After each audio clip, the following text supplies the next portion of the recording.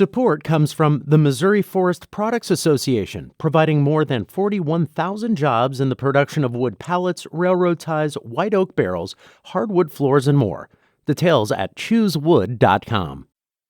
From St. Louis Public Radio. This is St. Louis on the Air. Potentially thousands upon thousands of women in that expansion population. So that's why I don't really see this fight as kind of like a hypothetical political battle. This could have real consequences for women that want certain types of birth control. Roughly 2/3 of the money that is spent in Missouri on Medicaid comes from the federal government. So without that, there's this ripple effect. This fight really affects only maybe a couple $100 million of dollars in Missouri, but it endangers billions. There has to be a special session to renew this tax, or basically like the entire financing of Missouri state government plunges down a bottomless pit. I'm Sarah Fensky. Today, we had planned to talk about the special session that local media outlets reported was almost certain to begin this week. Governor Mike Parson planned to convene the Missouri legislature, and the idea is that they would sign off on a crucial aspect of the state's finances, having to do with Medicaid. But Friday afternoon, it became clear that Governor Parson would not call lawmakers back to Jefferson City after all, not yet. Whatever deal political observers thought he had was apparently not in place. And so there are some huge questions and no immediate plans to remedy them. We want to talk about where things stand and why. And joining us today for that conversation are two veteran political observers. Jason Rosenbaum is St. Louis Public Radio's political correspondent. Jason, welcome back. Thank you for having me. And a true treat. Today, we're also joined by Jo Mannies. As her title suggests, her knowledge of the political scene goes back even further than Jason's. She is the senior political correspondent for St. Louis Public Radio. Jo, welcome. Well, thanks for having me. It's been a while. So, Jason, I want to start with you. The problem that Governor Parson hoped to solve in a special session has to do with Medicaid financing. It's called the Federal Reimbursement Allowance, or FRA. What is that? FRA is a tax that places like hospitals put on themselves that drums up money that it essentially goes to the federal government to be reimbursed for Medicaid. Without this, Missouri would spend a lot more of its general revenue dollars, which goes for things like schools and other things, on Medicaid. But because the providers have stepped up and basically voluntarily decided to pay this money, it allows Missouri to do other endeavors. So the problem has become that a number of socially conservative senators have wanted to attach language to the reauthorization of this tax that bars Medicaid from paying for certain forms of contraception and also bars taxpayer dollars from going to Planned Parenthood. That caused the efforts in the regular session to crash and burn, and there has to be a special session to renew this tax, or basically like the entire financing of Missouri state government plunges down a bottomless pit. Jo, is that an exaggeration there? No, a bottomless pit? No, Jason's actually is onto something. A couple of things that people may not understand. First, a decent percentage of Missouri residents are on Medicaid. Not just the low-income poor, but also many elderly in nursing homes, especially in rural Missouri. If your income's below a certain level, you qualify for Medicaid. Now, Missouri has among the strictest standards in the country. We're among about roughly a dozen or so that did not do Medicaid expansion.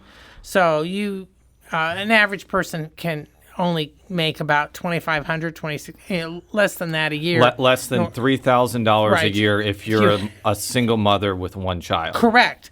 But my point is, so it's got a major impact there, and most of the money to fund Medicaid comes from the federal government. So roughly 2/3 of the money that is spent in Missouri on Medicaid comes from the federal government.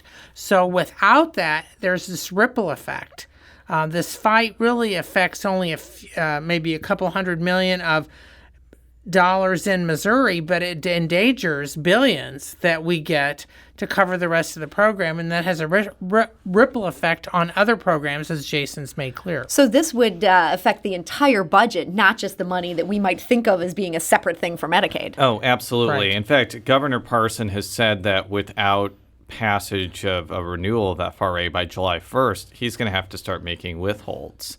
Now, hypothetically, Missouri has a boatload of money, both from just the fact that revenues are better than expected, and the state's going to get $2.8 billion from the American Rescue Plan.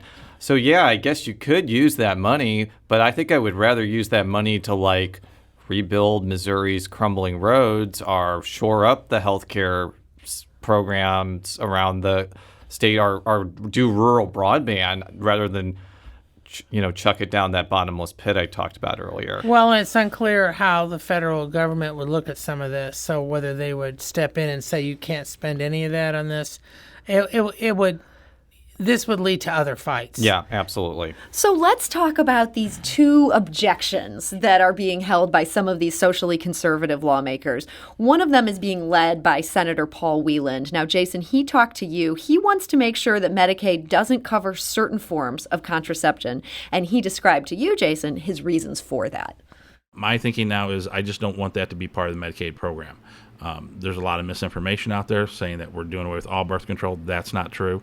I'm not outlawing these drugs. I'm just saying that these things should not be paid for by the state. It's kind of the same thing. Every year I vote against the correction bill. I'm a pro-life guy. I don't vote for the correction bill because we're funding drugs that put people to death. I don't think we should fund drugs on the front end that put people to death either. And that, again, is Senator Paul Wieland. Jason, he's right. He's not trying to ban this in the state, but women who are on Medicaid do use these drugs. Are we talking about a lot of women who use these drugs? Not now, but if Medicaid expansion actually goes through, and it could if the courts rule that the state has to sign more people up. It's an ongoing legal dispute right now. Which is actually they're about to go into court literally in the next 45 minutes, although the case won't be decided probably sometime in July. If this Wieland amendment is successful, I think this really has to be emphasized. It would shut off access to the several types of contraception to potentially thousands upon thousands of women in that expansion population. So that's why I don't really see this fight as kind of like a hypothetical political battle. This could have real consequences for women that want certain types of birth control if Medicaid expansion actually happens. Yeah, and one thing I want to emphasize, Medicaid expansion, one of the debates in Jefferson City had been about, the opponents don't want it to go to people that they say, are able-bodied. Under Medicaid expansion in Missouri, whether one agrees or disagrees with it, it basically covers people who already work. They work in jobs like at McDonald's, fast food, wherever, where they don't have insurance. That's what Medicaid expansion would deal with. People who make no money are already covered. Mm-hmm. So it's this extra several hundred thousand, and that's, as Jason said, would take in, that population is predominantly women, and so many of them conceivably would be need of birth control. And I do just want to point this out too, and I think you're going to probably play in your next clip. A lot of people virulently disagree with Senator Wieland that these forms of contraception are akin to abortion. So I think that needs to be emphasized. But I think that other people are pointing out that Missouri has restricted abortion so much that they're literally, anti-abortion rights politicians are literally running out of things to do. So they have moved on to something like this. So, Jason, I'm glad you reminded me about that clip. You spoke with Michelle Trupiano of the Missouri Family Health Council. Here's what she told you if this change that Senator Paul Wieland is pushing does go through.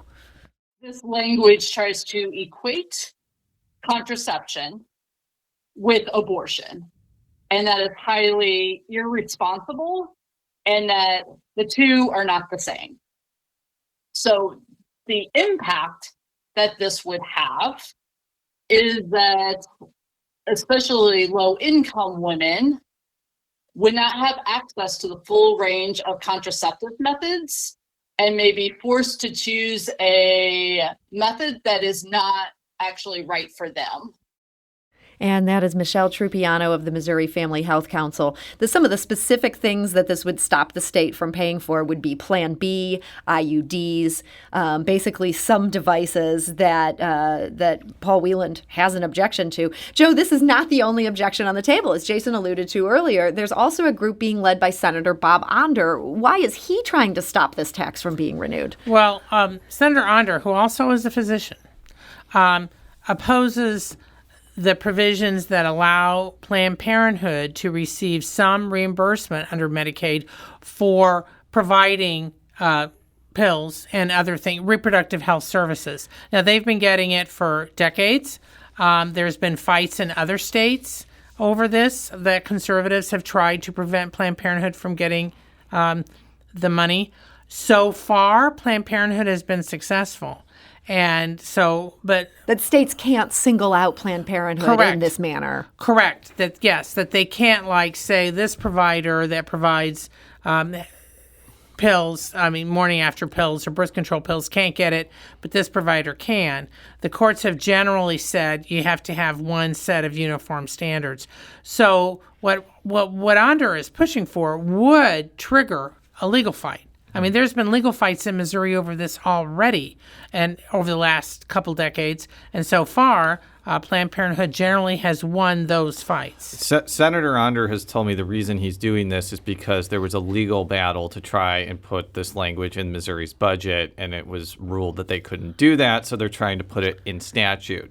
Now, the specific impasse about why there wasn't a special session called last week involves this Onder language. From what I've heard, there was a deal formulating around something with the Wieland language, but they didn't want to go along with the Onder language for various reasons. I actually communicated via text with Senator Onder a couple hours ago, and he says the following: I've encouraged the governor's office to call special session.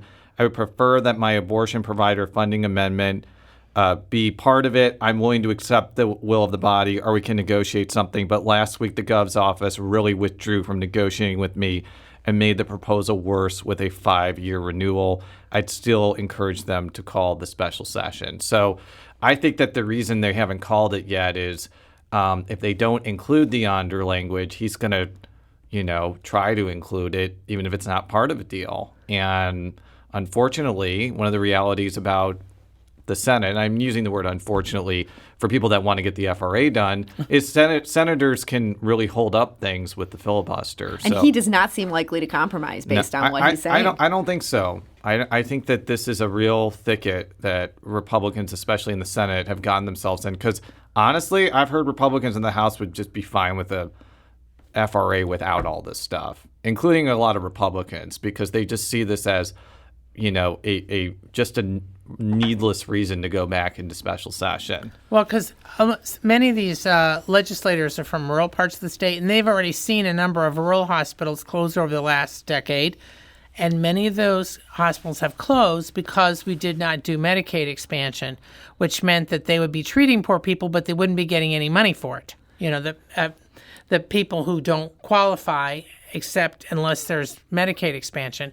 So some rural lawmakers are getting a lot of pressure because they're seeing the impact in their areas. It's not just an urban issue. It's also a rural issue.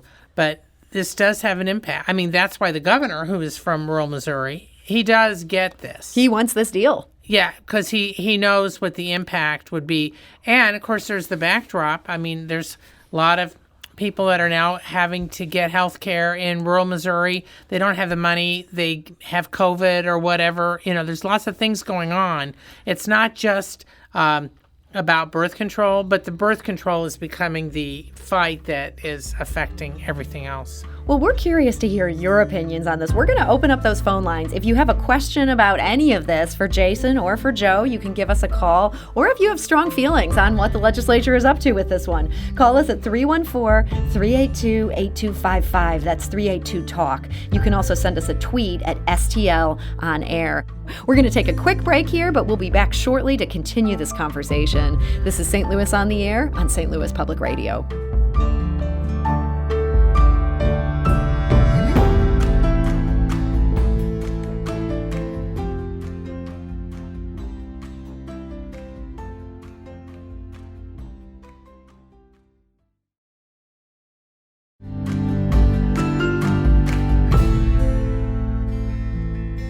And now back to today's conversation. We're talking to Jason Rosenbaum, St. Louis Public Radio's political correspondent, and Joe Mannies, a senior political correspondent for St. Louis Public Radio. We've been talking about this special session that Governor Parson was hoping would kick off possibly as early as today. There's no plan on the table, and this would mean a big problem for the state's finances if they can't figure out how to extend this tax. We heard from Sarah on Twitter. She writes, "No matter how many times Senator Wieland and his extremist colleagues say otherwise, the truth remains. Emergency contraception and birth control are not abortion. Conflating them is irresponsible and unacceptable." She also adds, "There is no Planned Parenthood line item in the Missouri budget. Planned Parenthood health centers are a vital part of Missouri's health care safety net, caring for patients who need birth control, cancer screenings, and sexually transmitted infection testing and treatment. Defunding Planned Parenthood discriminates against patients." We're going to go to the phone lines here in just a moment. Just a reminder, our phone lines are open if you want to join us, 314-382-8255. That's 382-TALK. And Barbara is calling from Creve Coeur. Barbara, hi, you're on St. Louis on the Air. Hi, thank you for taking my call. I always enjoy your programs. Well, thank you very much. I just wanted to point out how hypocritical it is for the Republican legislature and governor who recently put in an issue that St. Louis County medical officials could not determine mask wearing and so forth, and they don't want the federal government to control our gun laws, but they want to control the health care of women, especially poor women. It's misogynistic, and it should be banned. Barbara, thank you for that perspective. Joe, it is kind of interesting. They're telling the federal government, hey, we don't have to follow your gun laws. They're telling local health departments, hey, you're not allowed to act here. Are they basically saying state government is paramount? Well, it's always been. I mean, I'm going to sound like an old fart here, but this goes back, decades. This goes back to, if you think about back in 1999 when there was the whole vote over the first concealed carry initiative, the voters rejected it narrowly, but they rejected it. The General Assembly came back within a few years, proved it anyway. Because of the view that rural Missouri had supported it, even though urban Missouri did not. And so you're seeing this play out on a number of other issues since then. You think about it, puppy mills, you name it. I mean, we have a lot of that in our history. So I'm not going to get into my opinion on this as far as the personal opinion of the issue.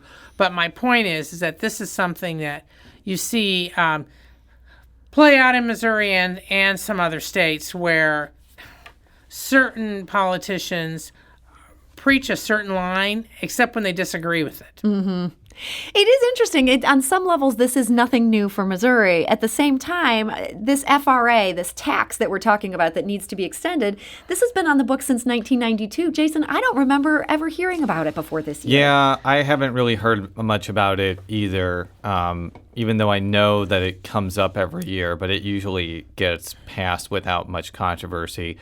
I mean, it isn't super uncommon for people to leverage really important bills to try to pass other things. In fact, I think that that's actually pretty shrewd strategy. I think where this is getting a lot of attention is this isn't like a bill to name the official wonder dog of Missouri. Jim the Wonder Dog, by the way. He should be the official dog as a sidebar. This is like a critical thing that will fund most of Missouri state government. So I think that's why a lot of people on both sides of the aisle, frankly, outside of the group that want the Planned Parenthood language and the contraception language are kind of frustrated by this impasse. Well, and this is the backdrop with the whole fight over the Medicaid expansion, which voters approved last year, because Missouri is only among roughly a dozen states that don't have the expansion to begin with. And so now you've got the case where the Biden administration is more bigger on really pushing the expansion in the remaining states. So you've got that backdrop going on. So they're already aggressively trying to get Missouri and these other states to expand it because they believe it does help the working poor. And then in the middle of this, you've got the fight over Planned Parenthood and various birth control procedures. So it becomes kind of, it looks like it's all one big mess, which it sort of is, but there's all these different compartments all of these it. little messes. Yes. So speaking of one big mess, that's actually the perfect transition to get to the fight for Senator Roy Blunt's seat. He has announced he's retiring. I think that surprised a lot of people. Didn't surprise me. It Didn't surprise you didn't too. surprise Okay. me either. Surprised a whole lot of people who don't know what they're talking about. The people who do saw this coming. But there's a whole lot of people who saw opportunity in this. A lot of people running for the seat. Or should I say, a lot of Republicans running for Well, the seat. there are 5 Democrats who are running, including former state senator Scott Sifton, but a lot of non-elected people. The major candidates are on the Republican side because right now, like, there's not a lot of confidence that the Democratic nominee is going to win because the math right now doesn't work for a Democrat statewide. So you're technically correct, Sarah. I didn't mean to correct you. But right now we have 4 announced Republican candidates: former Governor Eric Greitens, Attorney General Eric Schmidt, U.S. Congresswoman Vicky Hartzler, and Attorney Mark McCloskey, and potentially 2 more candidates in Representatives Billy Long and Jason Smith. So I want to talk about Mark McCloskey here, the last guy in your list of people who are definitely in the race. You spoke to him. He's the trial lawyer who gained notoriety after he brandished a gun at protesters walking past his St. Louis palazzo last summer. Here's what he told you at the Missouri Lincoln Days event earlier this month. And then when Roy Blunt announced that he wasn't going to run, we started getting phone calls from people that were wondering if we were interested in doing it. And, you know, it became a calling. We really felt that we should just put our lives on hold. And we felt this from the time that we were first attacked last summer. Do whatever we can to save this country because our freedoms are being stripped away from us so fast that if everybody doesn't stand up right now, our country's gone. And that is Mark McCloskey. Our country's gone if he doesn't act. Joe, this candidacy has gotten a lot of attention. Is this just the media flavor of the month, or does this guy actually have a chance with the Missouri electorate? Well, when you've got a crowded field, I mean, there's always, the outliers always have a chance. I can think of other cases, which I won't bore you with. Like when it rained in 2000 and Todd Akin became a congressman? Exactly. It was supposed to be G. McNary. And so there's always these cases where somebody who they say, he doesn't have a chance, and then he or she does win. But in this case, there's so many others. I mean, personally, the conventional wisdom, and that may be true, if it's a crowded field, Eric Greitens, I think, has an edge, partly because of name recognition, even with all the controversy, all the stuff that forced him out as governor. When people are looking at a long list, of candidates, and he's like, embracing the whole Trump thing. I get, all his Twitter texts and all this stuff. And, he was been in Arizona. He's really playing up that part. Yeah. It seems like they're all trying to play up that part. Is he being most effective in playing up that part? I've heard that argument that, a crowded field leads to a de facto Greitens win. And it may, I don't know. But I've also heard the argument, too, that Greitens is so vulnerable for his numbers to go down because of all the scandal that engulfed him in 2018 that it kind of incentivizes more candidates to get in. I will just say this. I know there are probably people that are looking at the McCloskey candidacy and thinking this is a novelty candidacy. He's trying to capitalize on his 15 minutes of fame. I will just add, though, that he has hired a very real campaign staff. A lot of activists I talked with at Lincoln Days really liked what he had to say when he goes to speak at, Republican groups. And I don't know. I mean, I think Greitens is doing some of that too. I know he went on a tour of Southeast Missouri, and he does have real appeal among Republican voters. But I think that people are getting into the race because they don't actually buy the argument that Greitens is a shoo-in.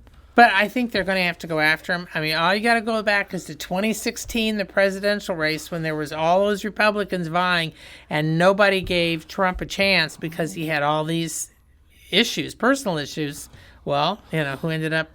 So I think in this case, it's going to depend how hard the other candidates go after him, especially, like Attorney General Eric Schmidt. Just using his as an example. If he goes after him because Schmidt is very keenly aware of Greitens' problems. Vicky Hartzler. Yes. Vicky Hartzler's entire MO has been about traditional marriage. So how is Greitens going to respond when she attacks him for, at the very, very best, cheating on his wife? At the very worst, and he's denied this, he was sexually and physically abusive towards his mistress. It seems hard to believe that Greitens could get many votes from women in this state. Do you think I'm wrong about that? Well, it depends. I mean, very conservative women, don't you think they'd be horrified looking back on some of the testimony that came out? Possibly, but I think again, hey, look at all the stuff against Trump for his dealings with women, and it didn't seem to affect him in the end. I think it's going to depend on who else gets in it, how harsh they go after Greitens and each other. Mm-hmm. It's going to be fascinating, especially like if Billy Long, who's the congressman from Southwest Missouri, who I know pretty well, or if Jason Smith, who's the congressman from Southeast Missouri, gets in. Those two are real wild cards. Yes. Because both would be very substantial candidates. First of all, Billy Long is from Southwest Missouri, and that's a huge vote block. And Springfield. And he is also a very charismatic and interesting individual that I think would actually stand out amongst the crowd. And then Jason Smith has the most money on hand. He has $2 million or so. And he's from Southeast Missouri, which is, and I'm sure you're shocked about this too, that's become the biggest Republican stronghold in the state over the last 4 years.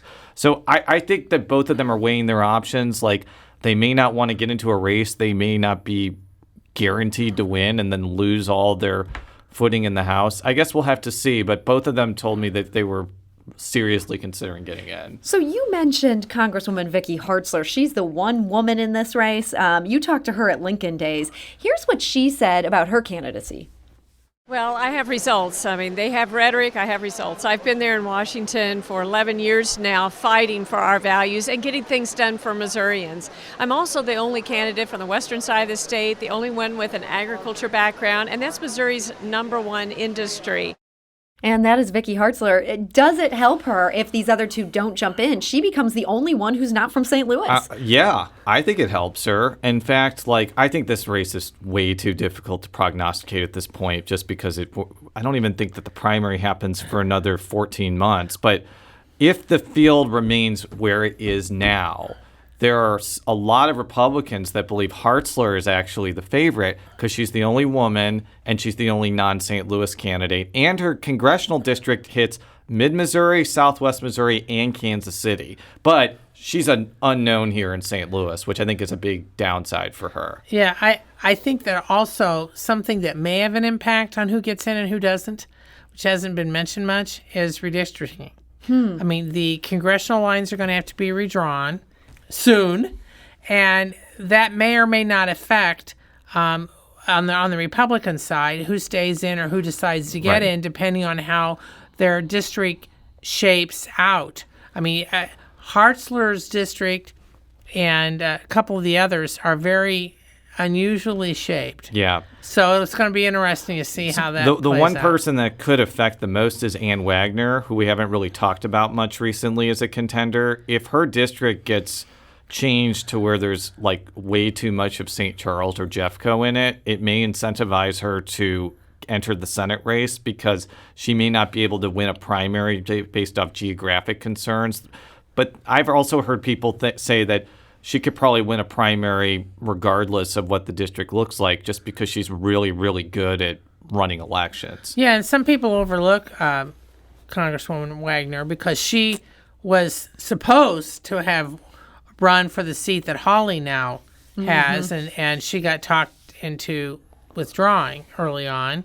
And there are some of her allies who are still bitter over that, thought that she was totally mistreated. She was former head of the state party, and by the former way, vice chair of the national she's party. the only person we've mentioned so far that did not object to the Electoral College votes in Pennsylvania and Arizona. So she could be attractive to swing voters in a way that the rest of these guys, not a chance.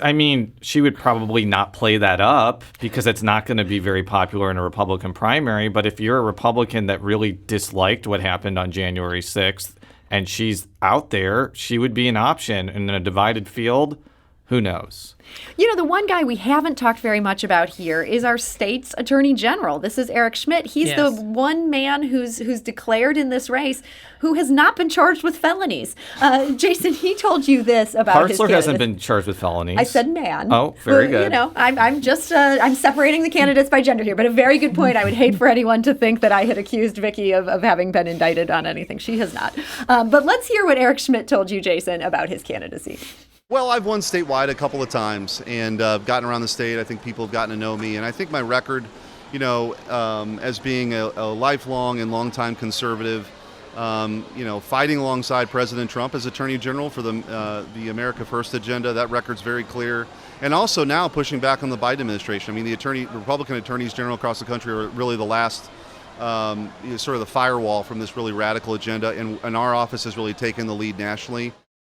And that is Attorney General Eric Schmidt. He has had some losses lately. He was part of the team that was challenging the Affordable Care Act all the way up to the U.S. Supreme Court. They lost 9-0 on that. You know, he was trying to block the election results, going back to this whole January 6th thing. That was not successful. Joe, does that hurt him at all? Well, in a crowded field, it may or may not. What's interesting is that Schmidt, he may not like this, but early on as a state senator, he was seen as a conservative, but not quite as conservative as some of them. But he has evolved, as Republicans do in this state, whereas now, he's leading all these court fights against the Biden administration, doing all this other stuff, which maybe a few years ago he might not have done. Because he did press for expansion of insurance coverage for certain medical conditions, autism, and other things when he was in the state Senate. So he saw the value of it. And then, Jason, it feels like everybody's going after that Trump endorsement with some of this rhetoric you heard at Lincoln Days. Yeah, I think so. I think that the most likely option is that if Smith or Long gets in, they'll come in with the Trump endorsement. Although both of them told me that their entry is not contingent on that. Honestly, I don't see Trump endorsing Eric Greitens primarily because I don't think Josh Hawley wants to serve with Eric Greitens. I think we're running out of time here, so you can't play that clip I was mentioning. But those two do not like each other. They have disliked each other since before 2018, and it is not in Hawley's best interest to have Greitens as the other U.S. senator who will try to undercut Hawley at every turn. Jason, you've actually goaded me into playing that clip. You talked with Senator Josh Hawley about Eric Greitens' candidacy. Let's listen to your exchange there. I mean, it's not a secret that you and former Governor Greitens did not get along for various reasons. I mean, you called for him to resign. You found evidence that he committed a felony. Like, when you're talking with Donald Trump, I can't imagine that you're saying, I want this guy to be a senator with me. Like, am I wrong in those assumptions? Well, I never give the former president advice. I will say that I think former President Trump he understands the importance of this race in Missouri. He's been very, very interested in it. He's been very keyed on it. He's been watching the candidates who get in. I think a number of them have been down to see him at Mar-a-Lago or elsewhere. And, again, I just think there's a ways to go on this, a long way to go, but I'm going to try to do my due diligence and just do my part to make sure that we get a great candidate and that we win in November. And that is Senator Josh Hawley. Jason, in our final moments here, he says he doesn't give President Trump advice. Do you believe that? I don't know. I'm not in the room when they're talking. I just know that, again, my run-up to the question was not inaccurate, and I don't think he disputed the accuracy that Greitens and Hawley don't like each other. In fact, whenever Greitens is on conservative talk shows and Hawley is mentioned glowingly, he doesn't even mention Hawley by name. Like, those two cannot stand each other. And I do think that Hawley has a choice to make. Is he going to continue to do what he's doing now and not really mention this antipathy between the two? Because right now he doesn't need to, because it's 14 months beforehand and he doesn't really need to get outwardly involved. If he does get outwardly involved and says to me, yeah, I think Eric Greitens shouldn't be a U.S. senator and I hate him, it's probably a sign Greitens is going to win the primary. Seriously. Well, Jason Rosenbaum, this is going to be worth paying attention to. I'm sure it's not the last time we'll talk about it. Thank you for joining us today. Thank you. And Joe Mannies, senior political correspondent for St. Louis Public Radio. Thank you. Well, thanks for having me. St. Louis on the Air is a production of St. Louis Public Radio. Understanding starts here. If you learned something new from today's episode, consider leaving us a review and rating on Apple Podcasts on the App Store. It's the easiest way to help people discover our show. We appreciate it. Thank you. St. Louis Public Radio is a member-supported service of the University of Missouri, St. Louis.